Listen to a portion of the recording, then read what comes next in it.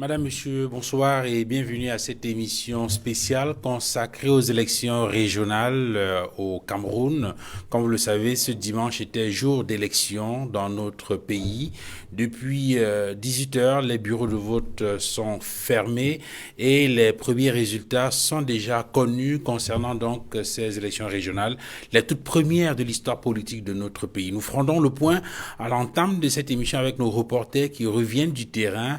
Nous ferons également le point sur les premières statistiques, les premiers chiffres, les premiers résultats de ces élections régionales avec nos reporters et bien sûr derrière, nous donnons la parole donc aux experts, des experts en décentralisation et développement local et bien sûr à des anciens de droit pour décrypter cette élection, cette consultation électorale, la toute première en tout cas, la toute première dans l'histoire politique de notre pays, vous le savez, depuis 1996 en tout cas, avec la promulgation de la loi portant donc Constitution du Cameroun le 10 janvier 1996, on parlait de cette décentralisation qui entre dans une phase nouvelle avec donc ces élections régionales. Nous interrogerons donc l'impact de ces élections régionales sur la décentralisation et surtout sur l'avancée démocratique dans notre pays. Merci Madame, Messieurs de nous recevoir chez vous.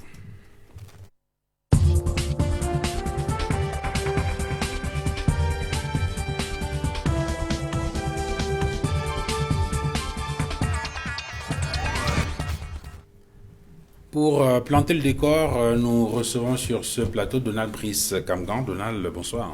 Bonsoir Duval, bonsoir à nos panélistes et bonsoir à nos téléspectateurs. Alors, vous revenez donc du terrain où vous avez fait le tour de quelques bureaux de vote. On a observé quelques incidents. Oui, les incidents sont principalement dans les régions du nord-ouest et du sud-ouest, la région du nord et la région du sud. D'abord dans la région du nord-ouest qui était une zone très observée, très scrutée à la fois par les observateurs mais aussi la presse nationale et internationale. Le principal incident de ce dimanche, c'est dans la région du nord-ouest, notamment dans le département de la Momo où un conseil municipal a été abattu. Il s'appelle Elias Enko, conseiller municipal dans la commune de Widikoum. Il s'est déplacé pour accomplir son devoir citoyen et puis au retour de son bureau de vote, il a été abattu par des groupes armés non identifiés jusqu'à 7 heures. Les deux ont décidé sur le coup. C'est le principal incident de cette journée. C'est un conseil municipal RDPC dans la région du nord-ouest. Le deuxième incident, c'est l'incident de ce... Il faut rappeler, Donald Brice, que cela s'inscrit dans le cadre des villes mortes. Il faut rappeler que les sécessionnistes ont appelé à des villes mortes dans cette partie du pays depuis quelques jours, à des journées de lockdown, notamment pour contester la tenue justement de ces élections régionales. Vous l'avez dit, Duval Fangwa. Le deuxième incident, je disais, c'est le décès en début de matinée d'un chef traditionnel de deuxième degré à Garoua, dans la région du Nord. Il s'appelle Bernard Bamanga. Il est mort après avoir voté. Rappelons qu'il est parti de la commune de Ngong, qui est une commune située dans le département de la Benue, dans la région du Nord. Il a voté et ensuite il s'est écroulé. Il a 72 ans.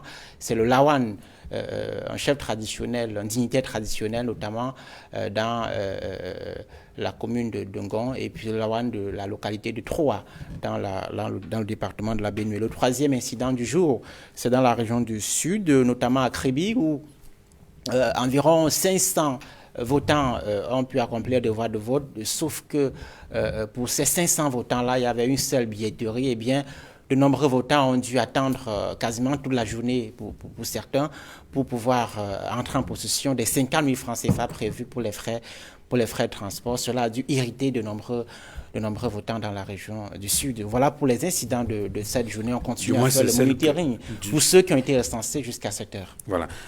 Maintenant, il y a peut-être des premiers résultats, des premiers chiffres qui sortent des bureaux de vote. On peut les avoir? Il n'y a pas encore de données officielles à 7 heures, mais disons que de façon globale, il y a eu une forte mobilisation du corps électoral. Les conseils municipaux qui sont un peu plus de 10 236, notamment conseils conseillers municipaux qui étaient attendus aux urnes, mais également les chefs traditionnels, un peu plus de 14 000 qui étaient attendus dans le cadre de cette première élection des conseillers régionaux au Cameroun. Dans la région du littoral, les autorités sont prudentes, mais quelques données qu'on a pu avoir de sources crédibles, on pourrait se situer à plus de 90% de taux de participation. Les régions en crise, comme celle du nord-ouest et du sud-est, ont également connu une forte mobilisation des membres du corps électoral, les conseillers municipaux, mais également les membres du commandement traditionnel, les chefs traditionnels. C'est un corps électoral qui est assez restreint et donc les dispositions sécuritaires qui ont été prises, ça et là, ont permis de canaliser tous les incidents qui auraient pu être enregistrés. Voilà pour la participation en attendant les données officielles que les CAM et les autorités administratives devraient communiquer dans les prochaines heures. Alors, disons donc de façon globale que c'était des élections quand même assez particulières au regard même du contexte, un contexte marqué par le Covid. On a entendu des reporters tout au long de la journée indiquer qu'il fallait montrer patte blanche pour accéder au bureau de vote dans certaines localités. Absolument. Les dispositifs de lutte contre le coronavirus ont été observés ça et là, même si de façon globale, on a observé que il n'y avait pas la grande effervescence qu'on a observée au premier mois de cette pandémie, mais globalement, dans certains bureaux de vote, on a observé qu'il y avait parfois des kits de lavage de mains ou le port des masques pour certains acteurs du processus électoral, notamment les membres d'Elections Cameroun du Val-Fangwa. On pourrait donner également quelques éléments particuliers de cette journée de vote, quelques données particulières qui sortent des bureaux de vote. Ce soir, quelques départements ont retenu notre attention. D'abord, le département du Nion-Ekele, dans la région du centre. Ce département est contrôlé au plan politique théoriquement par le PCRN, le Parti camerounais pour la réconciliation nationale, qui a dans ce département 5 communes sur les 9 que compte le département de Nion-Ekele. Eh bien, en théorie, le PCRN devrait remporter l'élection haut la main dans ce département, mais un peu curieux ce soir, sur les 128 conseillers municipaux que le PCRN a dans le département du Nion-Ekele, le parti a compté ce soir 97 voix, ce qui suppose qu'il a perdu environ 31 voix. Eh bien, ces 31 voix qui les a raflées, c'est bien d'autres partis qui étaient en face, le RDPC qui a eu 8 voix, théoriquement, le PURS qui a eu 3 voix, l'UPC qui se taille à la part du lion pour ce cas-là, avec 20 voix notamment. On voit très bien que l'UPC qui était absente, vous le savez, des élections municipales et législatives du 9 février dernier, a dû recruter cette fois-ci dans les rangs du Parti camerounais pour la réconciliation nationale et que nous donnons cette configuration ce soir, le RDPC avec 8 voix récoltées, le PURS avec 3 voix et puis l'UPC avec 20 voix. Des données qui sont quasiment similaires dans le département du Nkam. On recevait quelques chiffres en entrant dans ce studio. Le PCRN de Cabral-Bi qui a dû perdre également quelques plumes dans le département du Nkam, ici dans le littoral du Val-Fangwa. En tout cas, nous allons rester prudents en attendant bien évidemment les résultats officiels, puisque jusqu'ici, ce sont quelques informations que nous avons glanées autour des bureaux de vote et qui nullement ne peuvent être considérées comme étant des résultats définitifs. Nous allons attendre bien évidemment que les instances en charge de la proclamation officielle de ces résultats-là se prononcent, mais ce sont des éléments qui peuvent nous permettre d'analyser un certain nombre de choses. Merci, Donald Brice Kamgan, pour oui, peut-être une dernière donnée. Nous parlions des données particulières. Dans le Vouré également, le RDPC a 217 conseillers théoriquement, mais au décompte, au dépouillement, tout à l'heure, on a observé que le RDPC avait pu récolter 235 voix. Cela suppose que les autres partis politiques, notamment l'opposition, l'UDC, le MP, le PURS, le SIF, dont les conseillers municipaux ont accompli leurs devoirs citoyens, ont dû théoriquement concéder leur voix au RDPC. On le verra. Il y a également une situation qui nous intéresse beaucoup et on va rester attentif. C'est la situation dans le Noun où, on le sait, les conseillers municipaux pour l'essentiel sont de l'UDC. Merci Donald Brice Kamgan pour toutes ces informations. Je vous en prie. Nous recevons également sur ce plateau Armstrong Formy. Bonsoir. Good evening to Afongwa. Good evening, ladies and gentlemen, and viewers of Equinox. It's a pleasure to meet with you again on this special edition of the program. That is a special one for the Pioneer Regional Elections in Cameroon. It's a maiden edition, and of course we could not miss it, but use this opportunity to talk about it. Thanks. Donald Brice Cameron tout à l'heure évoquait la situation particulière dans la région du Nord-Ouest. Actually, he made mention of some of the major incidents recorded today in Cameroon, and of course, it's important to note this facts because today goes down in the history of Cameroon as a nation on the day that we actually witnessed the Pioneer Regional Elections, the first so far. And when I notice actors in Douala, I'm talking about municipal councillors and traditional rulers that participated, they were happy that they are the first actors to participate in this election in Cameroon. So it goes without saying that it's also important to note how the day was, some of the major incidents that we recorded in the course of the day. Donald talked about, he spoke about the northwest region of Cameroon. He talked about, yes, of course, he talked about the north and to the south region, but I will also have to talk and add the littoral region and also the southwest region of Cameroon. But we will not start without noting the sad incident of the northwest region. Duval, maybe it's important for us to look at what happened in these regions even before this day. It's important to know the atmosphere of the northwest and southwest regions prior to this day where we've had the elections in Cameroon. You talked with Donald on how separatists imposed a lockdown. Some call it ghost town in the northwest and southwest regions. That's how life has been. Et on menacé, ils ont indiqué que tous ceux qui devraient d'une façon ou d'une autre s'impliquer dans ces élections devraient payer. They were going to pay the utmost price, and someone's actually a person has already paid that price already. We don't know what might be the development in very remote areas of the northwest and southwest regions. But I wanted to note something before we come back to cite some of these incidents that Donald talked about already. Interestingly, for our English listeners and viewers, I want to talk about what happened in the northwest and southwest regions before this day. It's been like that since the start of the Anglophone crisis, since the escalation of the violence in these regions of Cameroon in 2016. The planning the holding of a major event, a major civic event, has been an opportunity for the people of the northwest and southwest to suffer the more. To suffer because they are in between two major forces, conflicting forces fighting, and the people are in the middle, and they are using the people as a weapon to be able to win the other party. What do I mean here is that when government says election must hold in the northwest and southwest regions, separatists say it must not hold. The two parties are not going to confront themselves. The soldiers are not going to meet separatists and say, okay, we are bringing you down, or separatists doing so that we are bringing you down, so elections don't hold. Separatists go and say, oh, population, if you participate or you move out of this day, you are going to have it bitter with us. And now they imposed a lockdown, a 4-day lockdown that had to, according to them, was built to start from the 4th.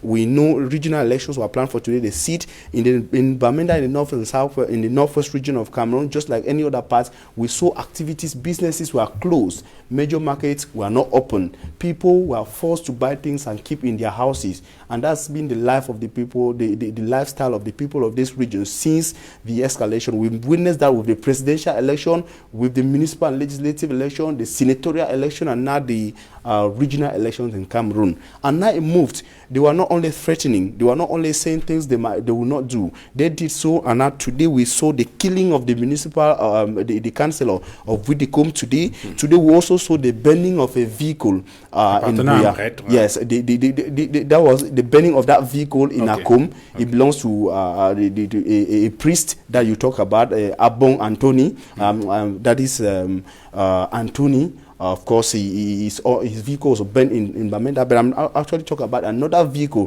that was burned in Buea, just a few meters away from the police station in Muliko. Buea was burned today. We also noticed that today, traditionally, is a Munya market day, and Munya is the biggest market in Buea, chief town of the southwest region. It wasn't open. Activities were not on. People were afraid to go and sell. People were afraid to go and make money to be able to take care of their kids and their families we're moving to Christmas. Activities hampered in that way. That's how life has been. And of course, we saw other major incidents, like I talked about that of the priest that was shot, that was attacked, and of course with the seminarian. We also saw the killing of that municipal councillor, a major incident.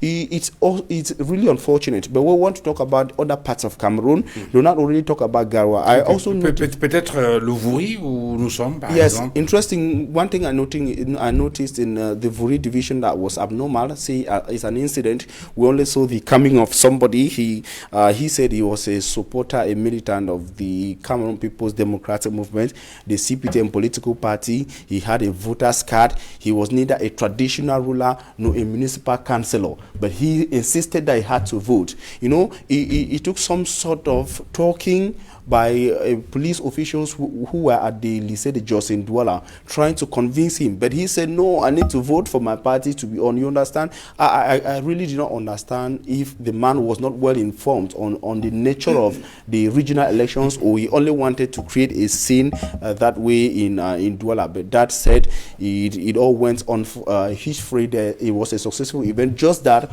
unfortunately, when they were counting votes some few minutes ago, we had lights went off at that place. We were using lamps to count the votes. I just hope that it wasn't an opportunity for others to rig and turn the ballot in their favor.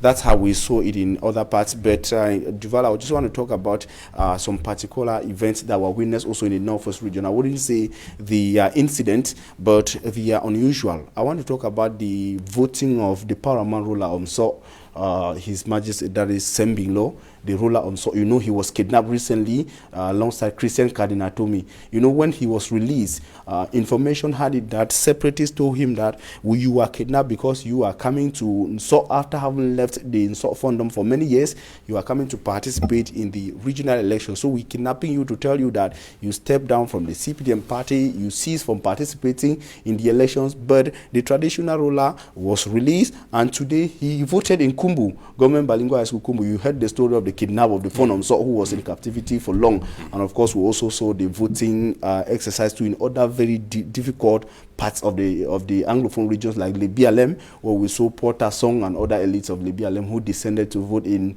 Lebialem today. And of course, the voting of Fonangwa for the death of Mancon in Bamenda. And so the governor of the Northwest region Adovlele Lafrik made a tour of the Northwest region, moving from regional divisional headquarters.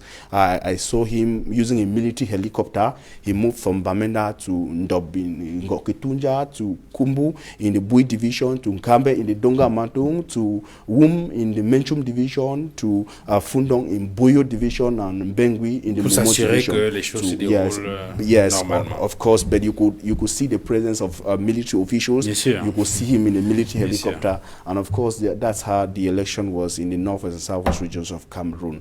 Merci Armstrong Formy pour toutes ces informations et bonne soirée. The pleasure is mine. Thanks very much, and wish you an interesting program with your guests. Madame, Monsieur, retour sur le plateau avec nos invités. Nous en avons 4 ce dimanche pour décrypter donc cette actualité en rapport avec les élections régionales au Cameroun. Vous le savez, ce dimanche était jour d'élection dans notre pays. Et c'est donc une occasion pour nous d'organiser ce plateau pour échanger avec nos invités, non seulement sur le déroulement de ce scrutin, mais également faire le point sur l'impact que pourraient avoir ces élections régionales sur la décentralisation et surtout sur l'avancée démocratique dans notre pays. Pour décrypter donc cette question, nous avons sur ce plateau Barthélémy Komtuente. Bonsoir. Bonsoir Duval. Et merci infiniment d'être venu sur ce plateau. Merci, c'est toujours avec plaisir que je réponds à vos invitations. Vous êtes expert des questions de décentralisation. Tout à fait, je pense. Avec plusieurs ouvrages déjà commis sur le sujet. Tout à fait, Duval. Et je pense avoir l'occasion ce soir d'édifier encore davantage vos nombreux téléspectateurs. Merci également à vous d'être venu, docteur Moussa Khalil Lassa. Bonsoir. Bonsoir Duval. Merci d'être là. C'est un plaisir, le plaisir est renouvelé. Alors, vous êtes enseignant de droit à la faculté des sciences juridiques et politiques de l'Université de Douala, notamment au département de droit privé fondamental. Droit privé fondamental. Merci également à vous d'être venu, docteur Luison Isomba. Bonsoir. Bonsoir Duval, bonsoir à tous vos nombreux téléspectateurs. Je salue avec respect les autres copanélistes avec lesquels nous allons certainement éclairer la lanterne des téléspectateurs qui nous regardent si nombreux. Vous êtes enseignant de droit public au département de droit public, c'est à la faculté des sciences juridiques et politiques de l'Université de Douala. Bien entendu, avec une nouvelle casquette, je suis désormais membre de l'Organisation internationale pour la défense des droits de l'homme. Merci et félicitations, docteur Luison Isoma. Docteur Isaac Issamé, bonsoir. Bonsoir à tous et merci de l'invitation. Vous êtes enseignant de sciences politiques et vous êtes très intéressé par des questions de développement local. C'est cela. Et je veux vous donner la parole en premier sur ce plateau. D'abord, est-ce que cela vous suggère un commentaire particulier, ces éléments que nous rapportent du terrain nos reporters qu'on a écoutés en première partie de cette émission? Il faut dire qu'il fallait s'y attendre déjà. Sur le plan global, il est normal que les élections régionales se tiennent dans des bonnes conditions, mais le cas du Nord-Ouest était attendu, parce que ces régions du Nord-Ouest et du Sud-Ouest sont problématiques depuis 2016. Il est vrai que certains acteurs politiques ne sont pas d'accord avec ce qui est en train de se passer, notamment des questions qui intéressent la forme de l'État, puisque les élections régionales rentrent dans le cadre de l'État unitaire décentralisé. Or, certains acteurs ont proposé le fédéralisme en lieu et place. Donc, on peut comprendre l'énervement de certains, même si cela, jusqu'ici, n'aide pas le Cameroun. Et particulièrement, j'avais aussi peur du point de vue de l'extrême nord là-bas, parce qu'avec Boko Haram, qui sévit de temps en temps, demandait bien comment les électeurs allaient sortir pour aller remplir leur devoir. Jusqu'ici, ça s'est bien passé. On n'a peut-être pas parlé de cela et j'attends encore que l'information soit peut-être recoupée. Parce que dans la Bénoué, j'ai entendu qu'un chef traditionnel serait mort après avoir accompli son devoir de vote. Absolument, Donald l'a indiqué tout à l'heure. Voilà. Donc, dans l'ensemble, ça s'est passé très bien. Maintenant, pour le jeu des acteurs, ici, les résultats ne sont pas encore officiels, mais on ne gagne pas les élections régionales le jour des élections régionales. Les élections régionales sont gagnées à partir des élections municipales, puisque la plupart des électeurs proviennent de là. Donc, les chiffres qui sont avancés jusque-là sous réserve de la confirmation des autorités compétentes. Je pense qu'il n'y a rien de nouveau sous le soleil. Docteur Luison Isoma, l'un des enjeux majeurs, visiblement, de cette élection, et on peut le voir avec les informations qui viennent du terrain, c'était la sécurité, et notamment dans les régions du Nord-Ouest et du Sud-Ouest. Oui, bien entendu, vous vous rappelez que le ministre de l'administration territoriale avait pendu tout un communiqué pour indiquer que ces élections seront sous haute surveillance. Et c'est ce que nous avons vu ce matin. Même simplement ici à Bonanjor, nous avons tous vu les images. La police avait véritablement encadré. Les gens avaient estimé peut-être qu'il y avait une situation de guerre, que non. C'est tout simplement le respect des mesures sécuritaires qui avaient été prises par le ministre de l'administration territoriale. C'est vrai que l'incident malheureux du Nord-Ouest nous fait un peu grincer des dents parce qu'il fallait déjà s'y attendre. Et quand je pense que c'est sur ces antennes que je l'avais évoqué, au regard de la sécurité, la situation sécuritaire fragile de ce côté-là, il était bien entendu important que l'État multipliât les services des services sécuritaires. Vous avez vu avant cela, il y a une vidéo qui est devenue, ma foi, virale, qui indiquait que les ambassadeurs avaient identifié les personnalités qui allaient justement aller à ces élections et à la suite de ce que nous venons suivre, c'est tout à fait malheureux. Donc en dehors de cet incident, on se rend bien compte que les Camerounais vont désormais s'habituer à une nouvelle institution, une institution régionale qui rentrera dans l'architecture des services publics au niveau des régions. Docteur Dassa, est-ce qu'on peut dire, en attendant d'avoir des informations beaucoup plus précises, c'est vrai qu'il y a eu une sortie du ministre de l'administration territoriale ce soir en rapport avec ces élections-là. Est-ce qu'on peut dire que le pari sécuritaire est gagné? Oui, merci Duval pour cette question. Je crois que l'enjeu sécuritaire se posait surtout dans les zones du nord-ouest et du sud-ouest. C'est surtout à ce niveau-là qu'on avait un peu plus d'appréhension. Et effectivement, avec ce qui nous revient, avec le retour, n'est-ce pas, des reporters qui étaient sur le terrain, on a la confirmation des faits qu'il y a eu quelques artefacts, quelques incidents qui sont de nature, peut-être pas en remettre en cause le scrutin, mais qui ont entaché quand même à quelques niveaux que ce soit, parce qu'il y a des chefs qui ont été empêchés, n'est-ce pas, d'exercer leur devoir citoyen. Alors, on me signalait un cas Voilà. d'assassinat. Il y a eu un cas d'assassinat également, mais il faut également surtout insister sur le fait qu'au-delà, n'est-ce pas, de cet enjeu sécuritaire, il n'y avait, je suis à peu près sûr qu'il n'y avait plus effectivement, n'est-ce pas, d'enjeu, parce que les jeux semblaient être faits avant, n'est-ce pas, d'aller aux élections. Il faut également préciser que, au-delà de cet enjeu sécuritaire, si les élections se sont globalement bien tenues, n'est-ce pas, dans tout l'ensemble, n'est-ce pas, du pays, il faut également tenir compte du fait que le collège électoral n'était pas assez grand. Il est précisé, d'ailleurs, il a été dit, d'ailleurs, du propre aveu, n'est-ce pas, du ministère de l'administration territoriale. En ce qui concerne les représentants ou bien les délégués départementaux, le collège électoral se chiffre à 10 236 votants. Et les représentants du commandement traditionnel, ils sont autour de 14 000. Donc globalement, 24 000, je crois que c'est maîtrisable. Je crois qu'à ce niveau-là, la sécurité n'avait pas grand-chose à faire au niveau du déploiement, au niveau du cadrage, au niveau même de l'encadrement de ceux qui étaient appelés à exercer leur devoir civil. Pourtant, Barthélemy, comme je t'en ai quand même remarqué, en 2018, à l'occasion des élections sénatoriales, on avait également ces appréhensions-là au niveau de la sécurité. Et on s'était rendu compte que malgré tout, il y avait eu quelques difficultés dans certaines localités. Et je crois que bien avant même, on se souvient que dans certaines localités, on avait dû délocaliser les bureaux de vote en raison des questions d'insécurité qui se posaient dans certaines régions du pays.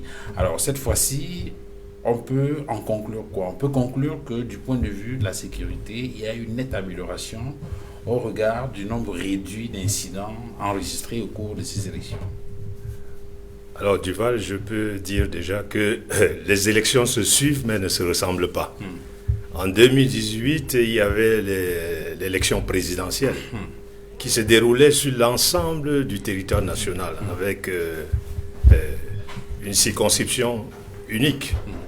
Donc aujourd'hui, nous avons affaire à des élections régionales qui se déroulent dans les chefs-lieux de département. Et ces élections régionales appelaient donc les électeurs à aller accomplir leur devoir citoyen au chef-lieu de département. Donc avec la crise sécuritaire qui règne dans les régions du nord-ouest et du sud-ouest, on se serait attendu à ce que vraiment le pire puisse arriver. Heureusement, je vais dire heureusement, parce que le niveau de tuerie projeté par les sécessionnistes, d'après vos reporters, on a enregistré un mort dans le nord-ouest. Donc cela n'est pas de nature à entacher vraiment le bon déroulement du scrutin. Ça suppose que le gouvernement a pris des bonnes mesures pour assurer la sécurité. Et vos reporters l'ont dit tantôt, le gouverneur du nord-ouest a sillonné tous les chefs-lieux des départements par hélicoptère militaire, avec une escorte de l'armée.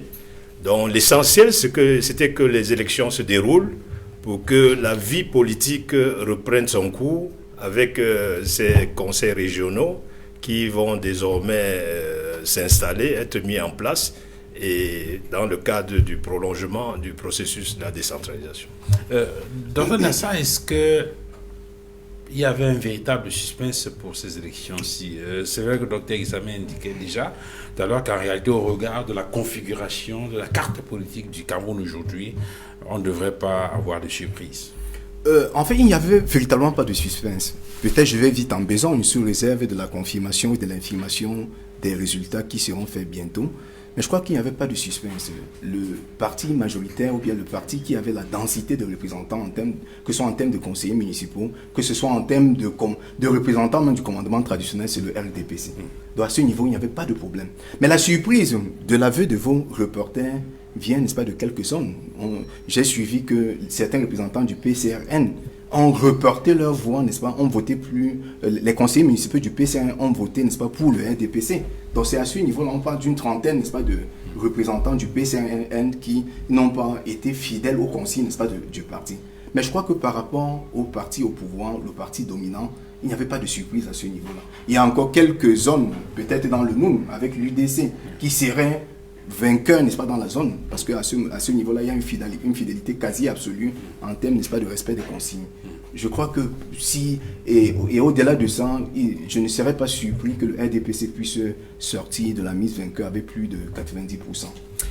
Dr Joseph Somba, au regard donc de la configuration de la carte politique de notre pays, en regardant les forces en présence, et surtout que lorsqu'on parle du collège électoral, on parle notamment des conseillers municipaux qui sont issus des formations politiques, et puis d'un autre côté, les chefs traditionnels, en réalité, on ne devrait pas avoir de surprise au moment de la proclamation des résultats officiels de ces élections.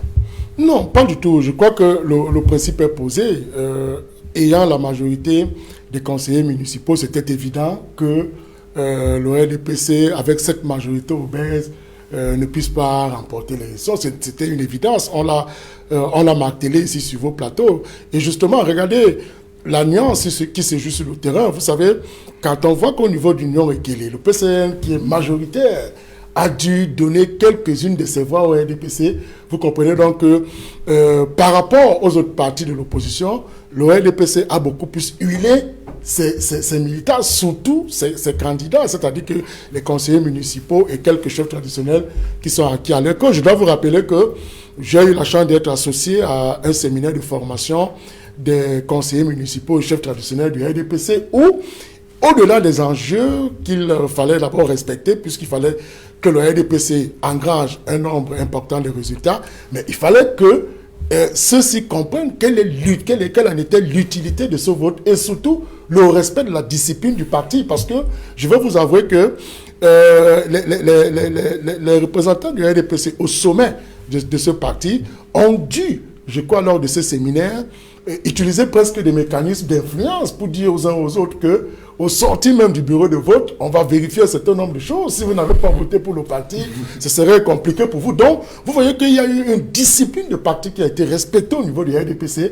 mais cette discipline du parti dans les autres formations, dans les autres obédiences politiques, n'a pas été respectée. Et quand nous voyons ce qui se passe au niveau de l'Union Ekele, ça amène à croire qu'en réalité, cette élection va au-delà des considérations partisanes pour emprunter parfois des considérations, j'allais dire, identitaires et même communautaires. Parce que quand on voit cela, vous vous rendez compte que les votants du PCRN qui ont dû donner leur voix au RDPC ont peut-être été marqués par le fait que peut-être celui qui sera candidat peut mieux avoir des aspirations à répondre aux besoins de la communauté ou de la localité. Alors, en attendant qu'on revienne de façon plus approfondie sur l'impact de ces élections sur la consolidation de la décentralisation et sur l'avancée démocratique de notre pays, puisque c'est le cœur du sujet, il faut peut-être, docteur Issamé, qu'on essaye d'édifier les téléspectateurs sur cette affaire d'élection régionale. C'est vrai qu'on a parlé beaucoup d'élections régionales, on parle du collège électoral, on parle maintenant d'une élection qui s'est achevée avec des résultats qui seront rendus publics. La suite, ça va être quoi? Il s'agira de faire quoi dès demain? Déjà, il va falloir attendre que les commissions régionales de supervision proclament les résultats. Elles ont 72 heures pour le faire. Et après cette proclamation-là, s'il y a des contestations, les intéressés auront 5 jours pour saisir justement les juridictions administratives, puisque c'est elle qui est compétente en cette matière-là. Et puis, le juge administratif, lui, il aura 40 jours, enfin maximum, pour répondre. Après cela, il y aura donc proclamation définitive des résultats. Maintenant, si jamais il arrive que, à la suite du contentieux électoral qui suit, qu'on en vienne à annuler les élections, ceux qui auront déjà été proclamés vont rester là jusqu'à l'organisation des prochaines échéances. Évidemment, ça doit se faire dans les 60 jours qui suivent. Donc, 60 jours. C'est donc un schéma similaire à ce qu'on observe pour les élections municipales? Pratiquement. Maintenant... Mais en attendant, il y a quand même un président du conseil régional qui doit être désigné. Oui, justement. C'est-à-dire quoi?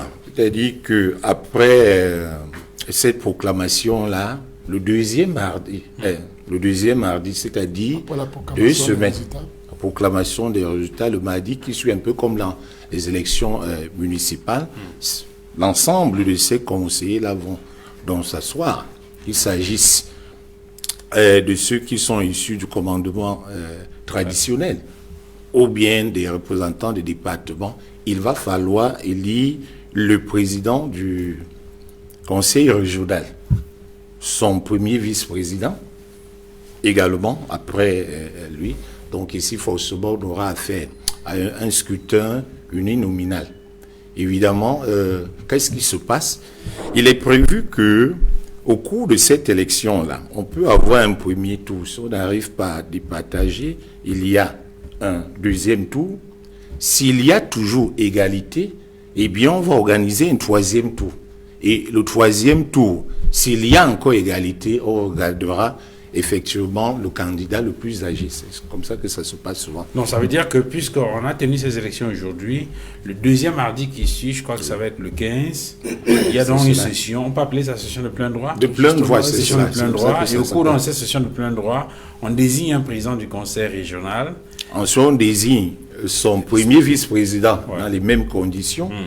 Puis, on désigne le bureau. C'est vrai que son premier vice-président est déjà dans le bureau qui va l'accompagner dans le travail. Mais ce qui est sur le vice-président, les 2 questeurs, ceux qui jouent le rôle de... Un peu comme à l'Assemblée. Oui, des questions financières et administratives. Voilà, et les 2 secrétaires seront élus dans le cadre d'un scrutin de liste. Donc c'est comme ça que ça va se passer. Et puis, dès que cela est fait, il va falloir mettre sur place les commissions. Il y en a 4. Donc, il faut également élire. Autrement dit, il y a des organes politiques au niveau de la région qui devront accompagner le développement local, puisqu'en fait, c'est lui qui est visé, définitivement.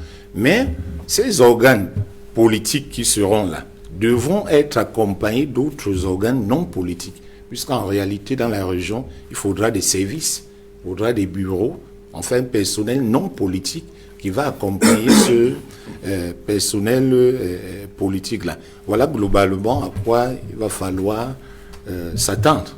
Alors, j'ai voulu un peu ajouter, parce que le prof a développé quelques aspects. Vous savez, au niveau de l'élection du président, qui est une élection uninominale, au scrutin majoritaire, parce que là, il faut engager la majorité. Si, dès le premier tour, il n'y a pas une majorité absolue dégagée, on passe au second tour. Si le second tour, également, il n'y a pas une majorité absolue qui se dégage, le troisième tour se manifeste plutôt autour d'une majorité relative. C'est-à-dire qu'on ne va plus chercher la majorité. C'est-à-dire être déclaré vainqueur, celui qui aura une voix de différence par rapport à l'autre. Et si l'égalité persiste, c'est-à-dire qu'après le troisième tour, si l'égalité persiste, là, on retombe donc au dernier élément qui est le choix du président par en s'appuyant sur l'âge. C'est-à-dire que là, on choisira le président le plus âgé. Pour les voilà. Mais bon, ça, c'est ce que vous enseignez à l'école, le docteur Somba. Mais est-ce que sur le terrain, au regard de la façon dont les choses se déroulent avec cette prédominance, j'ai failli dire, avec le parti ultra dominant, le RDPC, qui probablement pourra rafler l'essentiel des conseils régionaux, est-ce qu'on peut envisager d'aller jusqu'au troisième tour pour obtenir cette fois-ci encore, peut-être qu'on va se retrouver dans des situations de consigne donnée par le parti, Justement, la discipline du parti. Non, ce qui est sûr, il faut déjà indiquer comment ça se passe. Bien sûr. Sur le terrain, en fonction absolument. des circonstances. Oui, pour que les gens au moins Effectivement. sachent de quoi il s'agit, même si en réalité les enjeux ne sont pas aussi importants que ça.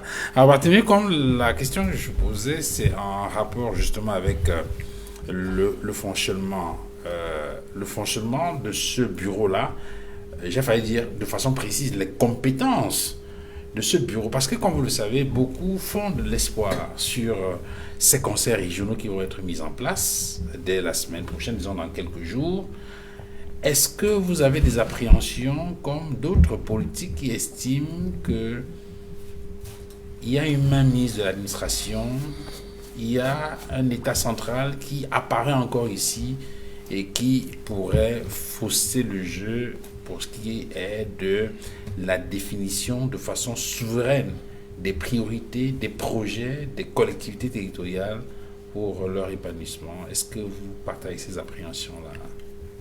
Oui, Duval, je tiens d'abord à rappeler pour l'information des téléspectateurs que les élections de plein droit qui vont se dérouler le deuxième mardi après la proclamation de résultats, donc probablement le 15 décembre, cette élection est convoquée par le représentant de l'État.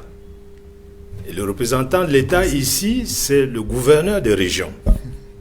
C'est lui qui a la responsabilité de convoquer donc cette session de plein droit qui va réunir l'ensemble des conseillers élus dans une région à l'effet donc d'élire donc le président du conseil régional et élire aussi le bureau régional. La composition du bureau vient d'être donnée par le docteur Essamé. Donc, c'est au cours de ces élections que sera mis en place l'exécutif de la région. L'exécutif de la région. Et je vais soulever une nuance, parce que le système et le fonctionnement dans les 8 autres régions du pays, autres que le nord-ouest et le sud-ouest, est tout à fait différent. Vous savez bien qu'à la faveur du grand dialogue, il y a eu un régime spécial qui a été créé pour le nord-ouest et le sud-ouest. Et dans les 8 autres régions, il est dit clairement dans la loi que le président du conseil régional est l'exécutif de la région. Alors moi-même, ça m'a paru curieux parce que quand vous prenez par exemple le cas des conseils municipaux, dans les communes, vous avez le maire et les adjoints qui constituent l'exécutif. Mais ici, le législateur camerounais a voulu que, au niveau des régions autres que le nord-ouest et le sud-ouest, le président du conseil régional, à lui tout seul, forme l'exécutif. Alors, vous voyez, moi déjà, a priori, je vois que le législateur a donné un grand pouvoir au président du conseil régional. Maintenant, autour du président du conseil régional, dans les 8 autres régions, il y a un bureau. Et ce bureau, il se réunit quand la loi parle de l'exécutif, ça veut dire qu'il y a un organe délibérant qui est le conseil régional. Et la loi dit que les collectivités territoriales décentralisées sont gérées par des conseils élus. Ça, c'est un principe de base. Les pouvoirs des conseils, des collectivités émanent des conseils élus. Et quand ces conseils élus, le législateur a indiqué quel est le mécanisme. Ces conseils fonctionnent par des délibérations. La délibération au niveau local, c'est comme une loi au niveau national de l'Assemblée. Et une fois que le conseil a délibéré, il revient simplement à l'exécutif d'exécuter. Si le conseil ne délibère pas, l'exécutif vraiment n'a pas matière. Mais une fois que le conseil a délibéré, l'exécutif doit tout simplement exécuter les délibérations du conseil. Donc vous voyez donc que dans les 8 régions où l'exécutif se limite au président du conseil régional, ça veut dire quoi? Ça veut dire que quand toute cette assemblée-là va se réunir pour délibérer, c'est le seul président du conseil régional qui a la charge d'exécuter. Alors, en attendant de vous redonner la parole pour qu'on puisse développer davantage sur la particularité des régions du Nord-Ouest et du Sud-Ouest en prenant en compte justement ce statut particulier, je voudrais requérir l'avis des autres. Dr Dassa, est-ce que vous avez le sentiment qu'il y a un problème qui se pose à ce niveau-là? Parce que lorsqu'on parle de décentralisation, en réalité, il faut comprendre ça de façon triviale comme étant la possibilité qu'ont les populations de pouvoir elles-mêmes s'autogérer avec un certain nombre d'autonomies. Est-ce que dans le cas d'espèce, vous avez le sentiment que cette décentralisation telle qu'elle est menée et avec notamment ces conseils régionaux qui vont être mis en place, ces populations vont vraiment s'approprier ces pouvoirs que leur confèrent les caractéristiques de la décentralisation? Oui, il faut déjà préciser que le but même, quand on parle de décentralisation, qui suppose un transfert de compétences, qui tend du pouvoir central aux personnes morales de droit public distinctes même du pouvoir central, il faut savoir que le but recherché, c'est la gestion de proximité, c'est le rapprochement de l'administration ou bien des administrés de l'administration. Mais il y a des appréhensions que je dois rapidement soulever. C'est d'abord au niveau même de la composition même du conseil régional.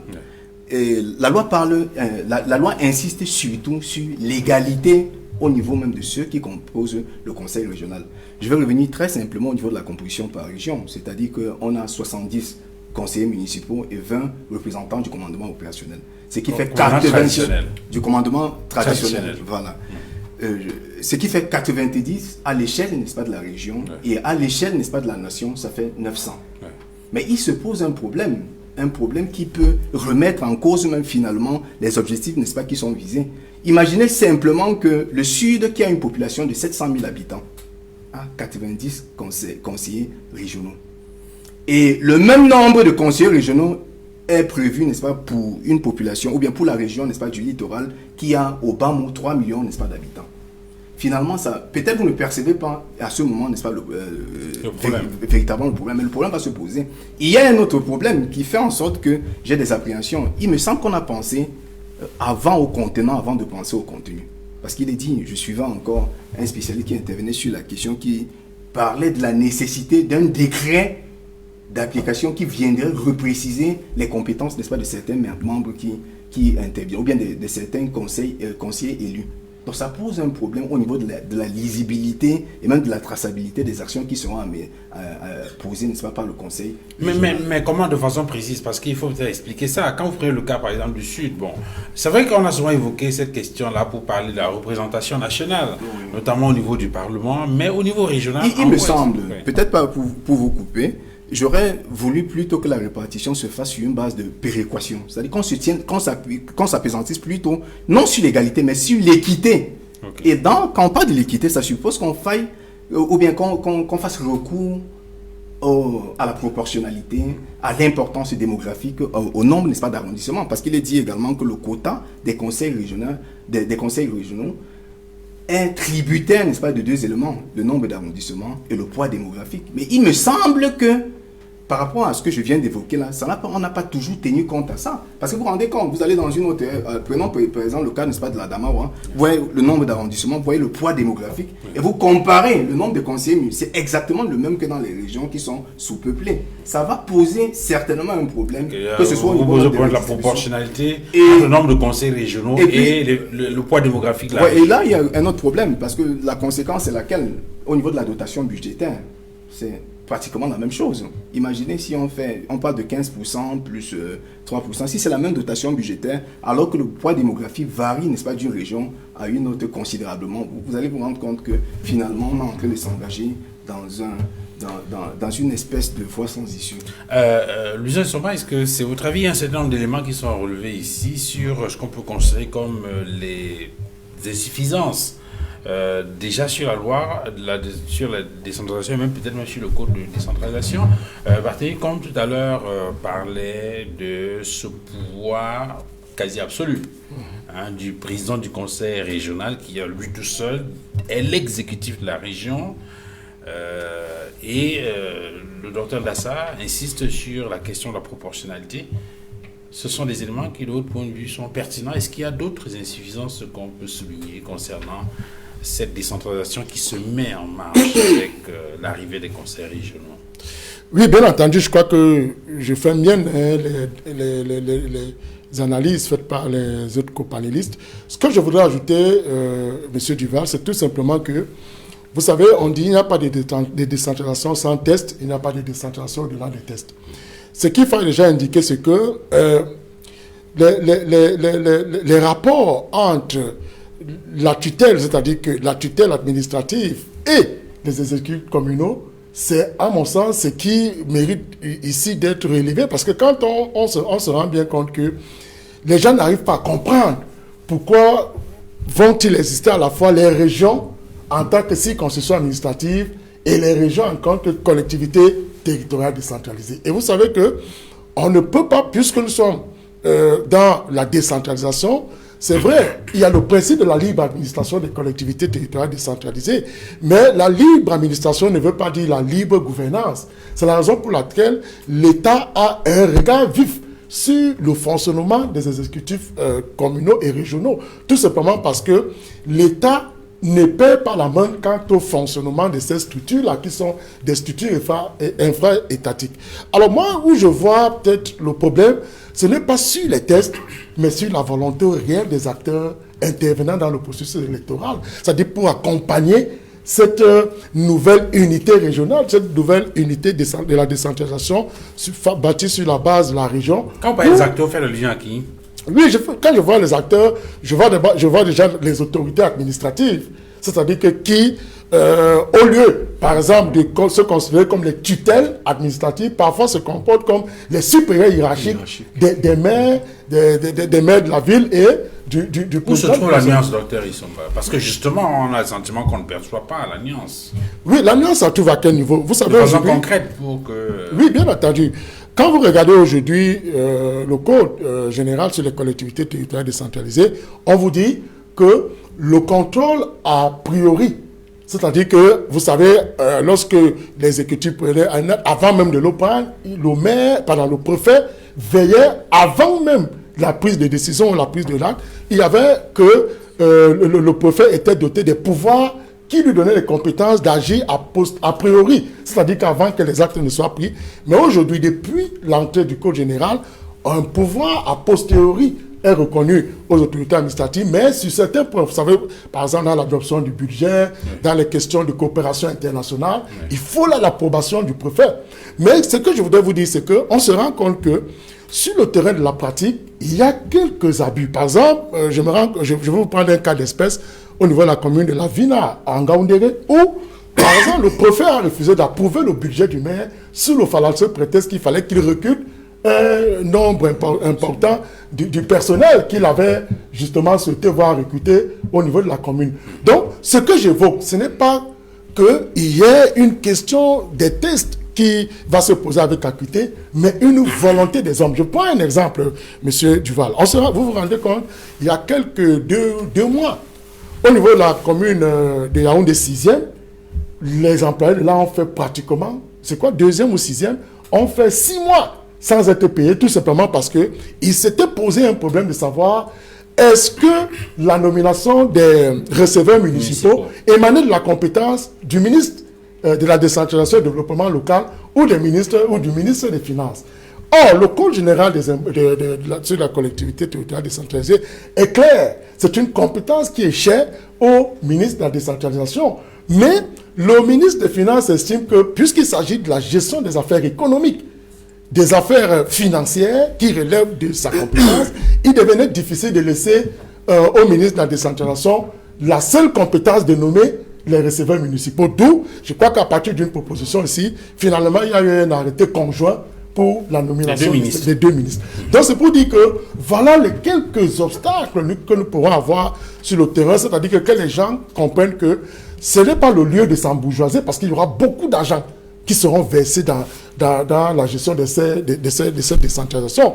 J'espère que vous êtes au courant. Le ministre des Finances, défendant les assiettes budgétaires au Parlement, vous voyez que la loi, la dotation de 15% qui est prévue, c'est-à-dire que le budget de l'État qui est prévu pour être transféré aux collectivités territoriales décentralisées, il y a eu 3% qui se sont ajoutés.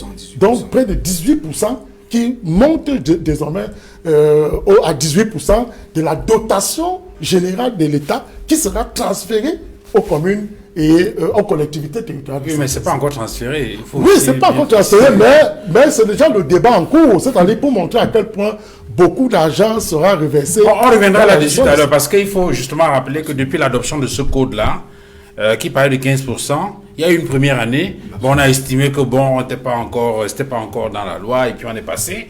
Et puis le ministre est venu plus tard pour dire, écoutez, même cette année, ce ne sera pas possible. On est resté à 15% sans que les 15% soient transférés. Aujourd'hui, on est monté à 18%, dites-vous. Alors que les 15%... On revient sur la question tout à l'heure. Docteur, est-ce que vous avez des appréhensions par rapport à la question, par exemple, de la double administration à la tête de la région? Parce que c'est une question qui a été soulignée de façon assez, peut-être pas de façon forte, mais c'est une problématique qui revient très souvent. Est-ce que la question de la double administration, pour vous, au niveau de la région, peut handicaper le fonctionnement réel ou la consolidation de cette décentralisation? Je ne pense pas. Parce que là, vous parlez comme un technicien d'administration locale. Je vais vous dire que chaque fois que vous verrez un conflit entre la tutelle et les autorités locales, c'est qu'il y a un enjeu financier derrière cette histoire. Et non pour les textes. Oui, plus les textes ont souvent été clairs. Maintenant, les acteurs, en fonction de leurs intérêts, utilisent des pirouettes pour se donner raison et culpabiliser les autres. Donc, il faut simplement respecter les textes. J'ai plusieurs articles là dessus qui expliquent tous ces détails. Donc, pour moi, le gouverneur, déjà, il existait dans l'exercice du pouvoir des tutelles, puis 1977, puisqu'il y a un décret qui organisait l'exercice du pouvoir de tutelle. Il y avait le gouverneur, il y avait le préfet. Donc, si à un moment donné, on l'a mis de côté, il est revenu tout simplement. Vous voyez, dans le cadre de la région. Lui, il a déjà sa région circonscription administrative, qui épouse les mêmes limites territoriales que la région collectivité territoriale décentralisée. Sauf que le législateur dit que lui, le gouverneur, est représentant de l'État au niveau de la région collectivité territoriale. Qu'est-ce qu'on met? Quel est le contenu qu'on donne? Le contenu est simple. C'est lui qui veille justement au respect de la loi par les organes de ces régions-là. Pourquoi? Il assure le contrôle des régularités. C'est-à-dire quoi? Les organes de la région veulent agir, par exemple, le président du conseil régional ou son bureau dans le cadre des régions francophones, parce que dans les régions anglophones, il y a le conseil exécutif régional qui gère tout ça. De l'autre côté, il y a l'assemblée régionale. Alors, le bureau peut vouloir agir, tout comme le conseil régional. Est-ce que ces acteurs ou ces organes qui veulent agir respectent la loi? Et donc, le rôle du gouverneur, c'est de s'assurer que l'action est en train d'être menée dans le cadre de la loi, donc en conformité du droit. Il y a une question qui revient, c'est les cas de contrôle a priori.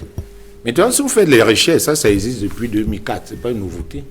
Vous allez vous rendre compte que partout où il y a une incidence financière, partout où on gère l'argent, on demande une approbation préalable parce qu'il y a de l'argent. Et parce qu'il y a de l'argent, il faudrait s'assurer.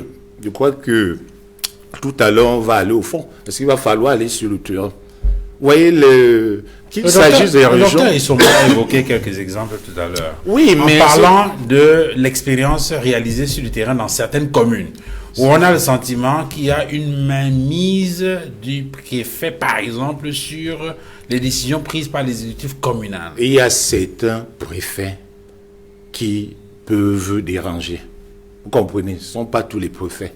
Il y a plusieurs préfets qui posent des problèmes. Mais vous dites que les textes sont clairs. Les textes sont clairs. Et donc, quand le préfet va au-delà de ce qui est prévu, le juge administratif est là.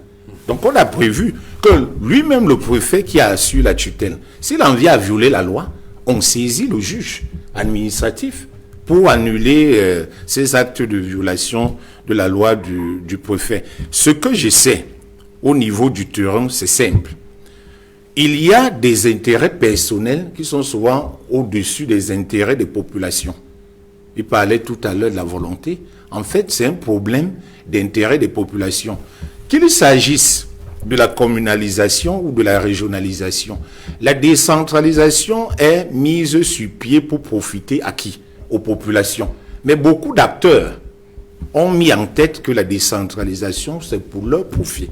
Et donc, les acteurs, chaque fois, cherchent à déjouer la loi en accusant les autres. Il faut revenir à l'intérêt global des populations, il n'y aura pas de problème. Alors, Barthélémy, comme c'est vrai que vous avez peut-être une réaction par rapport à cela, mais je voudrais qu'on évoque la question des régions du Nord-Ouest et du Sud-Ouest, parce qu'on a fait le premier tour de table tout à l'heure, c'était pour parler des 8 autres régions avec le conseil régional tel qu'il va fonctionner. Dans le cas des régions du Nord-Ouest et du Sud-Ouest, de façon précise, est-ce que vous avez le sentiment que cette décentralisation telle qu'elle est menée va permettre de résoudre les problèmes qui sont posés? Je voudrais préciser que l'État central, l'État est en train de proposer la décentralisation à des populations qui, pour l'essentiel, pensent que la solution, c'est le fédéralisme. Est-ce que cette décentralisation telle qu'elle est en train d'être menée, avec l'entrée en scène des conseils régionaux, pourra permettre de résoudre le problème ou du moins d'apaiser la situation dans cette localité? Oui, Duval, vous l'avez si bien dit, cette décentralisation qui est en train d'être menée, et telle qu'elle est en train d'être menée, moi je pense que le débat devrait monter d'un cap. Parce que la décentralisation, ce n'est pas un concept figé. La décentralisation, c'est une stratégie politique. C'est une stratégie politique qui permet la consolidation de la démocratie locale et le développement socio-économique des populations. Voilà de quoi il s'agit. Donc, dans cette décentralisation, si tous les acteurs, y compris les populations, si tous les acteurs ont pris conscience qu'il s'agit d'un transfert par l'État aux collectivités territoriales décentralisées, des compétences particulières et des moyens appropriés. Je crois que tout le nœud est là. Comment voulez-vous qu'un État qui décide de transférer une partie de ses compétences à des collectivités territoriales décentralisées puisse être en même temps le frein? Il y a un problème. Il ne s'agit pas d'imaginer. Le législateur camerounais a bien défini le concept. Et c'est dans ce cadre, le législateur camerounais a pris le soin de transférer des compétences à tous les deux niveaux, niveau communal et niveau régional. Et ce transfert de compétences se font pour le développement économique, social, éducatif, sanitaire, sportif et culturel des régions. Ça veut dire que cette décentralisation qui est guidée par des principes, cette décentralisation est soutenue par des principes, et parmi ces principes, il y a le principe de subsidiarité. Ça veut dire que tout ce qui doit être fait au niveau de base doit être laissé à la collectivité la plus proche. Il n'est pas question demain que les crédits qui viennent de Yaoundé pour construire les écoles publiques, ça c'est du passé. Froidement, le ministère de l'éducation de base doit regarder tout ce qui est destiné à la construction des écoles publiques, construction et équipement, entendu, froidement. Si c'est 25 milliards par an, 100 milliards par an, je ne sais pas, ça veut dire qu'il faut les transférer aux communes. Il faut transférer cette dotation aux communes. C'est de ça qu'il s'agit.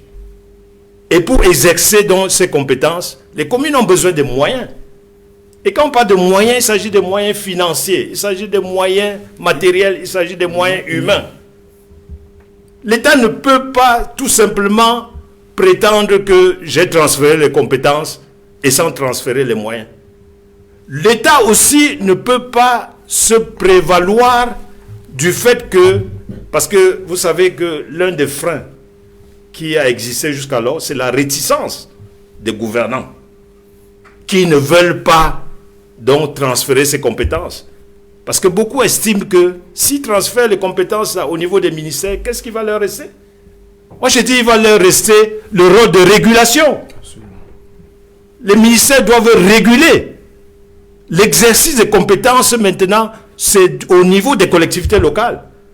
Ça ne doit pas être concurrentiel. Et le législateur l'a si bien dit, le législateur de 2020, a bien précisé que les compétences transférées aux collectivités sont exercées exclusivement par ces collectivités. Ça veut dire que si cette décentralisation-là ne marche pas demain, s'il y a encore ces réticences, vraiment, il faudrait que le président de la République prenne des responsabilités et sanctionne. C'est de ça qu'il s'agit. Alors, tout à l'heure, sur la question des régions du Nord-Ouest et du Sud-Ouest, les spécificités dont vous parliez tout à l'heure, en quoi est-ce que ces spécificités peuvent être une solution à ces questions-là? Alors, les spécificités de la région de Nord-Ouest et Sud-Ouest se justifient par le fait que, dans le cas du fédéralisme, ces régions avaient une culture qui était mise en exergue, avec le respect de leurs chefs traditionnels. Ces régions avaient un système éducatif qui était aussi vraiment bien valorisé chez eux. Ces régions aussi avaient un système de gouvernance. Parce qu'il faut le dire, les problèmes de corruption dans les régions anglophones ne sont pas des problèmes. C'est la culture francophone qui a amené les anglophones à suivre. Ces gens étaient des gars intègres, les anglophones. Ils géraient minutieusement les deniers publics. Et quand vous alliez dans les zones anglophones, vous vous rendiez compte qu'il y avait une telle propreté que le désordre urbain n'existe pas chez eux. Tout cela, c'est des caricatures du système francophone. Maintenant, les anglophones estiment que le système francophone les a assimilés. Et ils ne se retrouvent plus dans leur culture.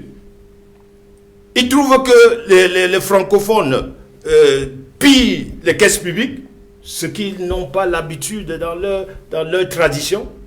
Ils trouvent que les francophones, dans le système francophone, on ne respecte pas les chefs traditionnels. Ils trouvent que le système éducatif, pour eux, n'est pas pris en compte au niveau qu'ils souhaitent.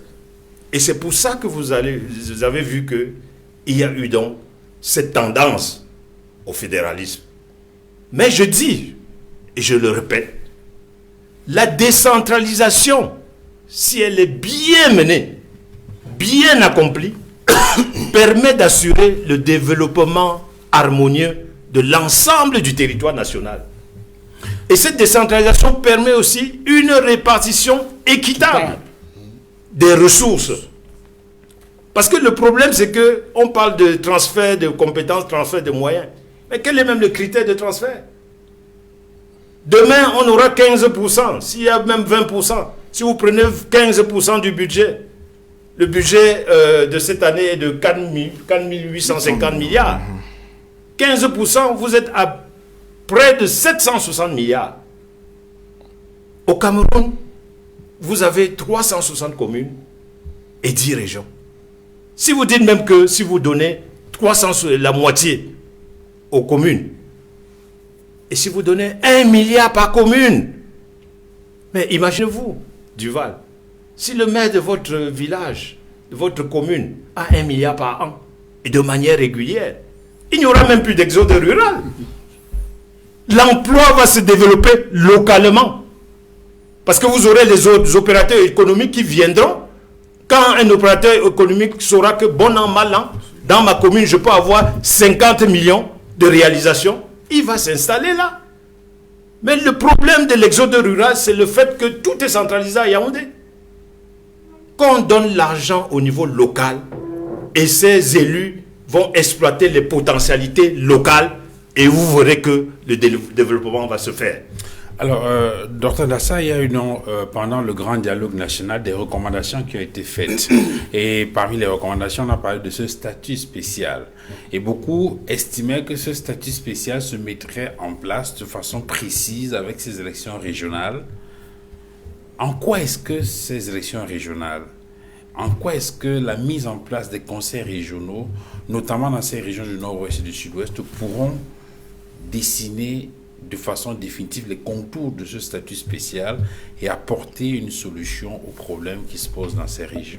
Il faut déjà préciser qu'avec l'organisation des élections régionales ce jour, c'est le parachèvement en quelque sorte des institutions qui était prévues par la Constitution, la loi constitutionnelle de 1996 portant révision de la Constitution de 1972. Donc c'est la dernière fille en quelque sorte de la loi constitutionnelle de 1996. Donc il s'agit du parachèvement en quelque sorte de tout ce qui avait été prévu par la Constitution de 1996.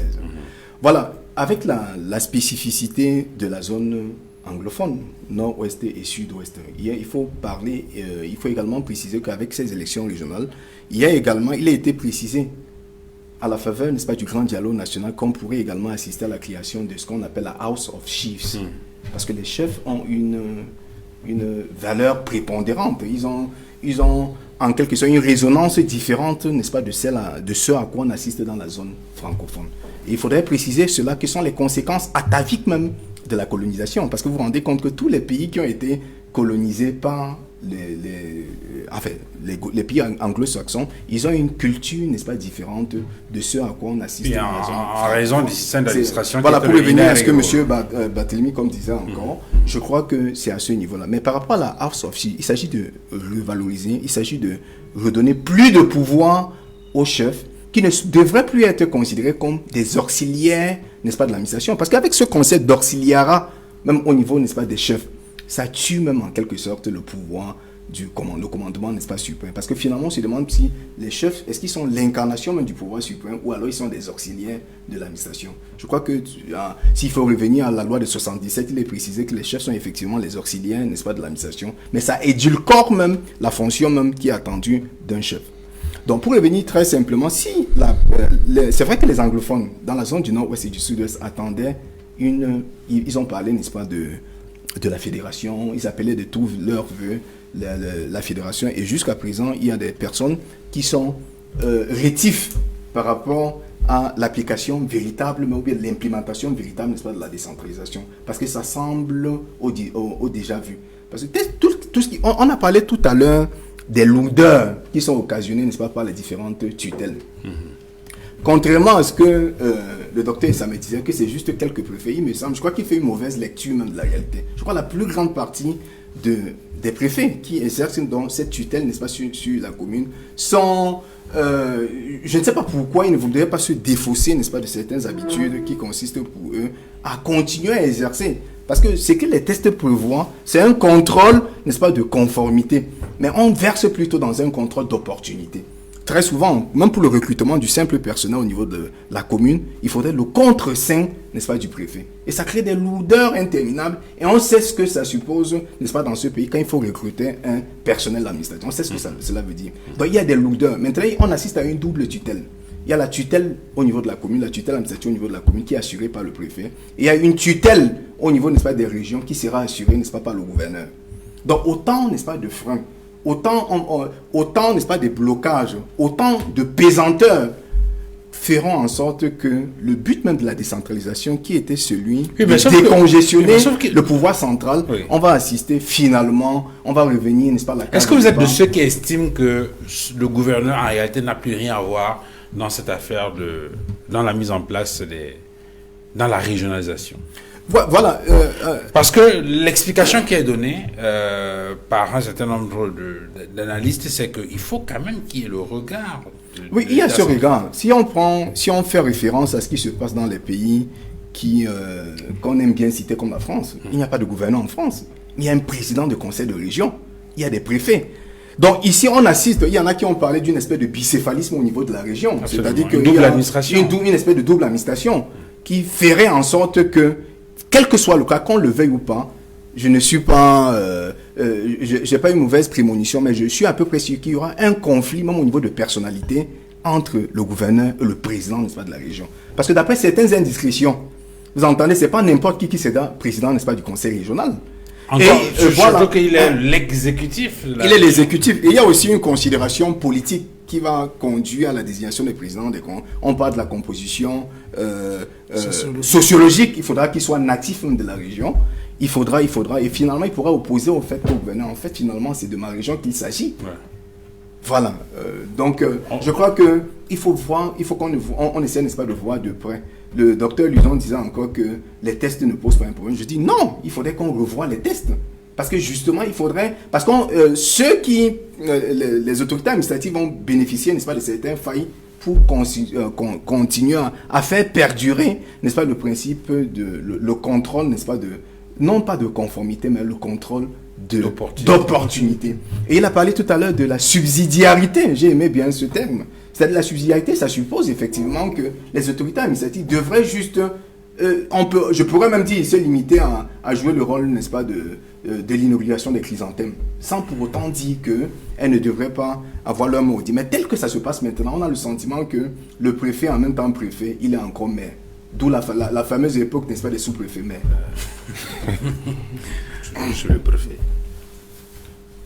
Voilà. Je suis la tutelle, pardon. La tutelle. Oui, la tutelle. Je m'en voudrais de ne pas contribuer à ce débat sur la tutelle. Et pour la gouverne du téléspectateur, le législateur a prévu que la tutelle sur les collectivités territoriales décentralisées, c'est-à-dire les régions et les communes, est exercée sous l'autorité du président de la République par le ministre chargé des collectivités locales. Et le ministre chargé des collectivités locales a sous sa hiérarchie les représentants de l'État, c'est-à-dire le gouverneur au niveau de la région et le préfet au niveau du département. Le gouverneur assure la tutelle sur les régions. Mais tous nos téléspectateurs doivent savoir que l'autorité de tutelle, c'est le président de la République. Ça veut dire que si vous êtes en face d'un acte qui vous lèse ou pour lequel vous pouvez saisir le président de la République. Le président de la République n'est pas partout. Il a donc désigné des gens qui le représentent dans cette... Oui, mais il faut bien que les gens le sachent. Certains ne le savent même pas. Certains pensent que quand le dossier est chez le préfet, il devient l'être suprême. Il a droit de vie et de mort sur le maire. Tel n'est pas le cas. Aujourd'hui, il y a plein de maires qui se sont déjà familiarisés à la saisine des tribunaux administratifs. Moi, je connais personnellement un maire qui, depuis le début de mon mandat, a saisi le tribunal administratif pour 8 affaires contre la tutelle. Et je vous assure qu'il s'agit là d'un cadre qui est fixé pour permettre aux maires de s'épanouir. Donc, en ce qui concerne donc cette tutelle, il n'y a pas de tutelle sans texte, ni de tutelle au-delà des textes. Donc le préfet ou le gouverneur sont là pour le contrôle de la légalité. Et ils doivent s'assurer que les actes pris par le maire ou le président du conseil régional respectent l'intérêt général. Voilà le rôle qu'ils ont à jouer.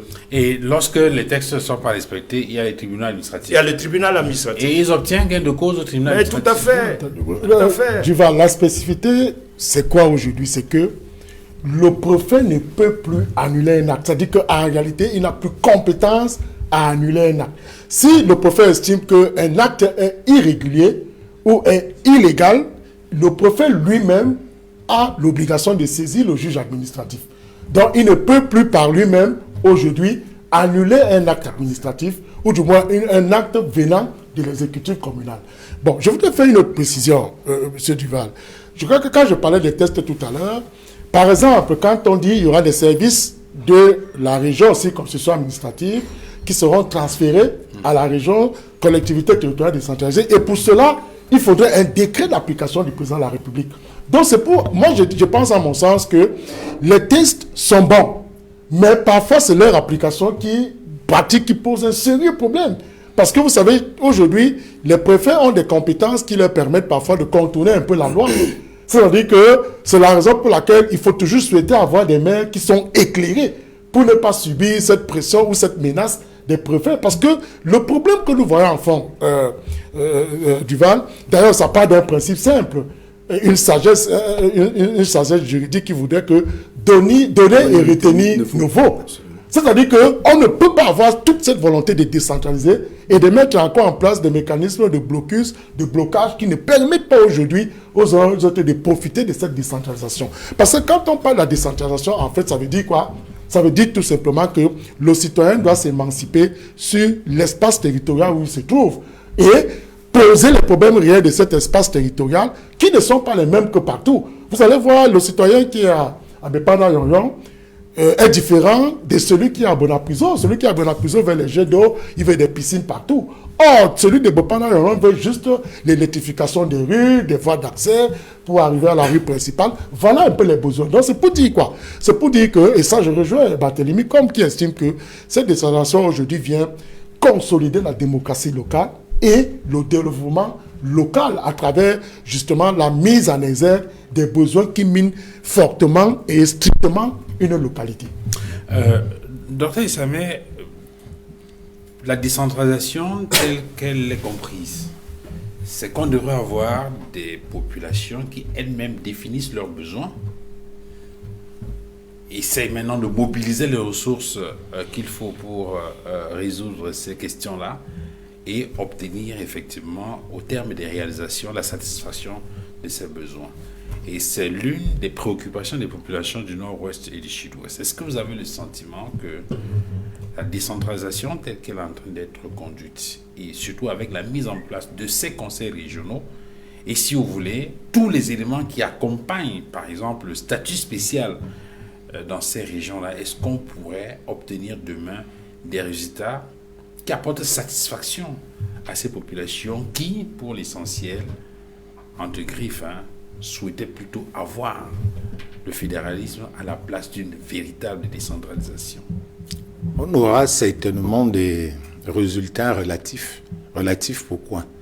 Parce que ceux qui revendiquent jusqu'ici le fédéralisme, manifestement, ne montrent pas la volonté de plier.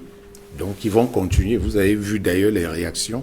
Aujourd'hui, alors que nous sommes le 6 pour les régionales, il y en a qui ont continué à développer la violence dans ces régions dites anglophones. Donc, peut-être, en indiquant à ceux-là que, même si il peut arriver que politiquement, on en vient à réclamer le fédéralisme, ils doivent savoir à la base que ce qui sous-tend le fédéralisme, c'est encore la décentralisation. Pourquoi? Les pays les plus fédéraux du monde, comme les États-Unis, comme la Belgique, comme l'Allemagne, à la base, c'est la décentralisation. Comprenez? Parce qu'en fait, c'est la décentralisation qui permet aux populations de s'épanouir. Le fédéralisme, son principal enjeu, c'est le partage des postes de pouvoir. Donc, du point de vue de la lutte politique, on peut comprendre ce qui se passe. Les gens veulent bien aussi avoir un morceau de pouvoir. Et donc, les régions peuvent déjà assurer une partie de ces fonctions. Parce qu'avec les régions, vous avez la démonopolisation accentuée du pouvoir central. Puisqu'il y a des présidents de régions. On ne va plus que regarder le président de la République. Les autres ont aussi besoin d'un morceau de pouvoir. Donc, les fédéralistes devraient intégrer cela. Qu'en réalité, même dans l'État fédéral, on a la décentralisation. C'est inutile de combattre la décentralisation en l'opposant au fédéralisme. Ça ne marche pas comme ça. S'ils veulent le fédéralisme, ils commencent déjà par accepter la décentralisation.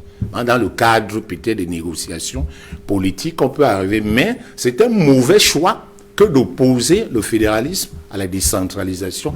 Parce que dans le fédéralisme, il y a déjà la décentralisation. Pour les États-Unis, dans les États fédérés, vous allez trouver les maires. Mais alors, une vraie décentralisation? C'est ce que je suis en train de dire. C'est-à-dire que tout est parti dans la construction des États-Unis. Vous allez voir que la base, c'était les populations. les petites communautés qui se sont formées là, c'était cela. C'est la même chose en Belgique. Donc, vous commencez par là, et puis on voit. Maintenant, pour les autres qui ne sont pas forcément des fédéralistes, il faut dire que dans les régions anglophones aujourd'hui, avec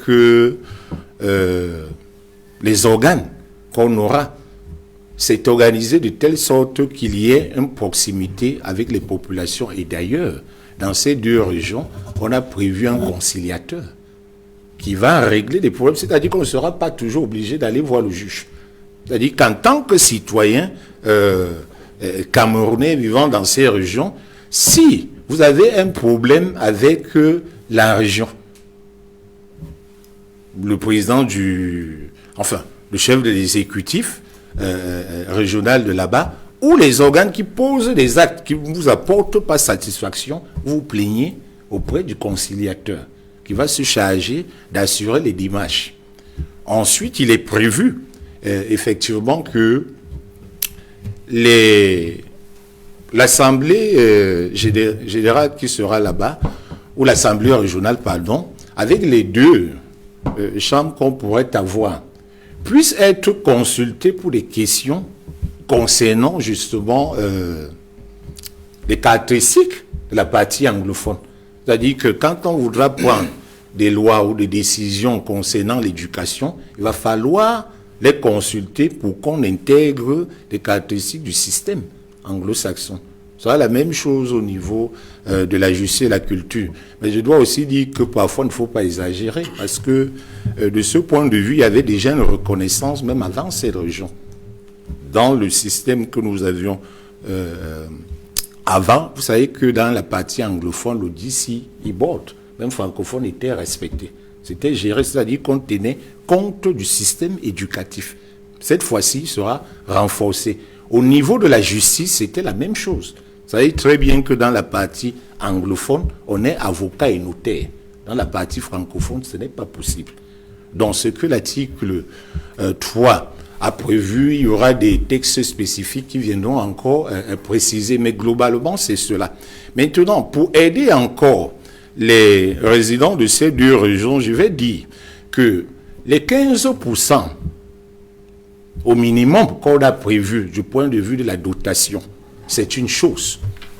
Pour l'article 25 du Code général des collectivités territoriales décentralisées.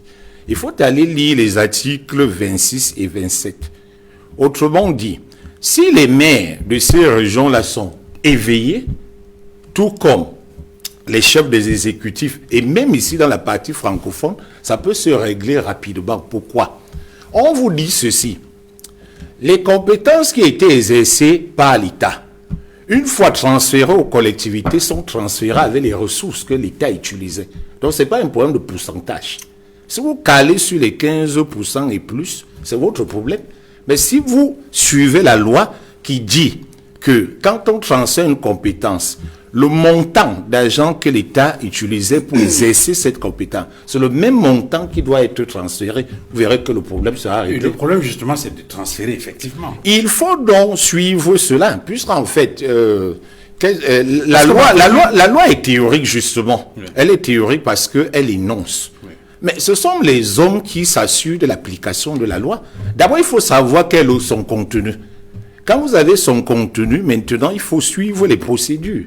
Et si vous suivez les procédures, ça va donner... Mais je vous ai dit, il est mieux d'aller sur le terrain. Parce que les discours des uns et des autres, je les connais très bien.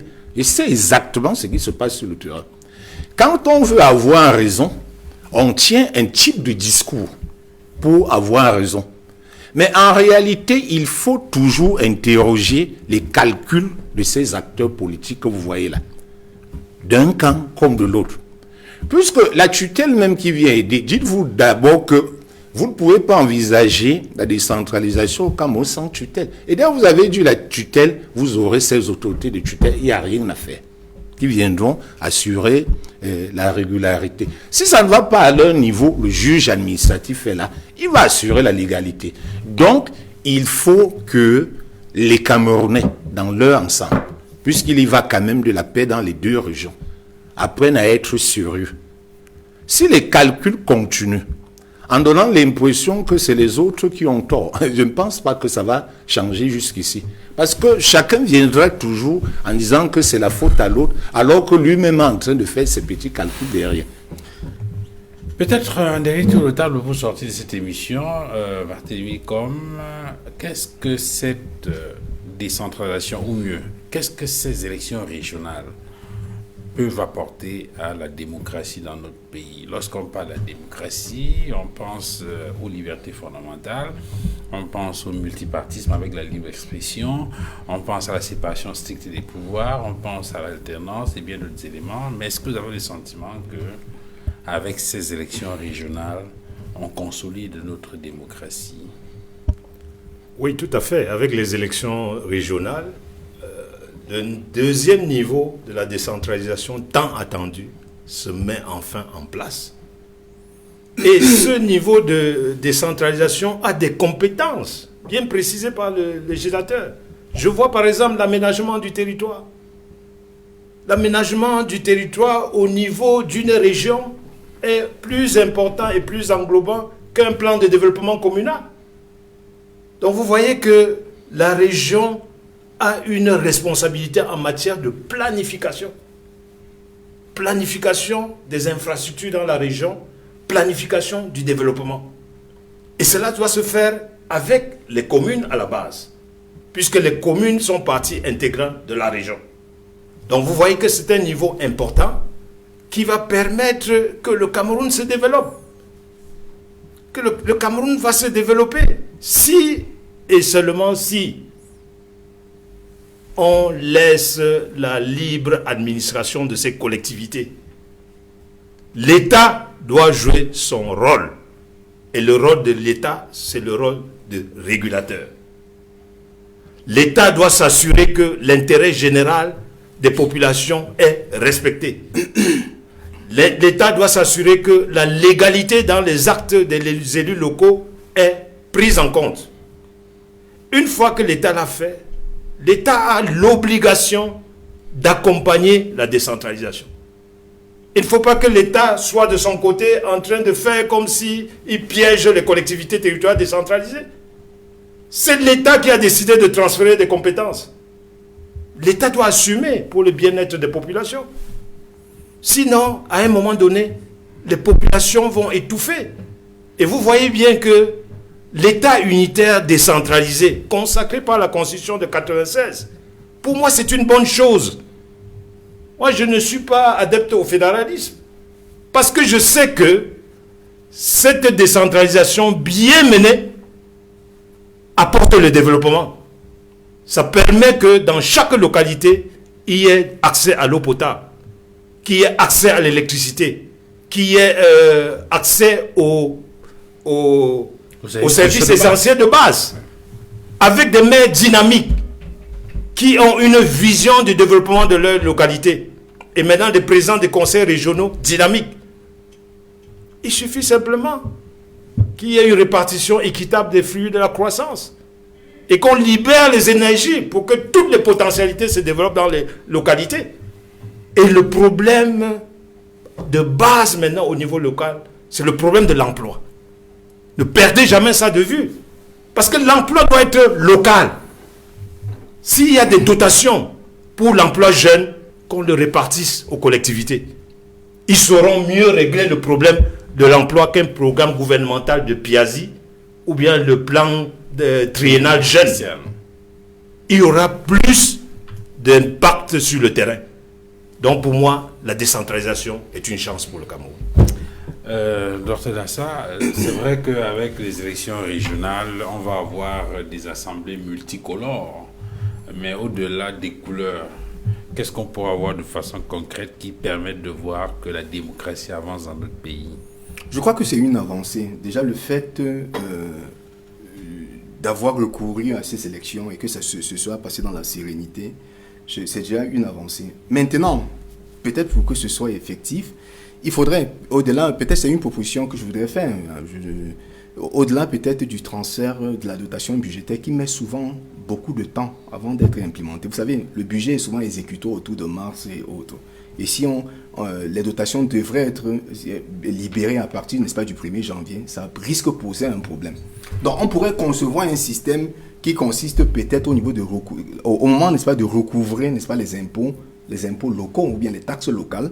On peut, je dis, un exemple par exemple, 65% peuvent rester au niveau, n'est-ce pas, de la commune et peut-être 35% monter au niveau du pouvoir central, pour éviter que le problème de transfert, n'est-ce pas, ne se pose plus tard. Vous avez posé une question par rapport aux avancées qui ont été réalisées sur le plan démocratique. Le recours aux élections est toujours une bonne chose, c'est toujours l'expression du dynamisme sur le plan politique.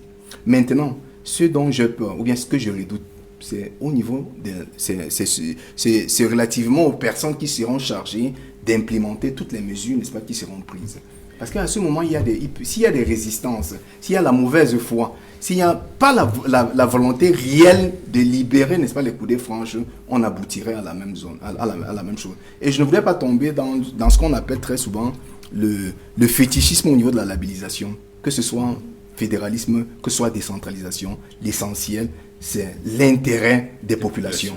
Vous voyez, pour un problème, n'est-ce pas, de route, pour un problème de nid de poule, on est toujours obligé de référer à Yaoundé. Je crois que si la décentralisation est effective, au niveau local, on pourrait prendre, n'est-ce pas, des solutions immédiates pour les populations.